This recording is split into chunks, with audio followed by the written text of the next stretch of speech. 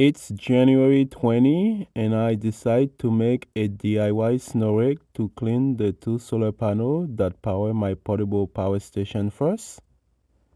This is what the snow removal looks like after I put it together. All those items I use are spare material I already had. I use a piece of PVC fitting and I fasten it in place with a screw. I use two pieces of 3/4 inch foam board. I use a razor blade to make the hole so I could slide it through the broomstick. This did not take me long to assemble. I was able to put it together within 5 minutes.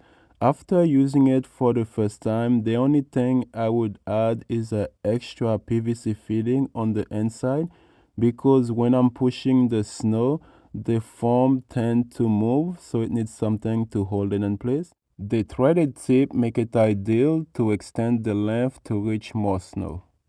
After I was done removing the snow for the portable power station, I moved to the solar shed array. I was able to clean a good portion of the solar panel, but I was not able to reach all the way to the top. I did not have enough extension to make it up there. Ideally, I would like to have a single piece of pole without any connection that can make it all the way up there. I think I would have better control with that as well. Considering this only took me 5 minutes to build with stuff I already had around the house, I think it did a pretty good job. Spending more time on building the snow rake will also improve the quality of the final product. There are also a lot of snow rake available for sale online. If you're not interested in building your own, I will try to leave some 5-star rating product in the description.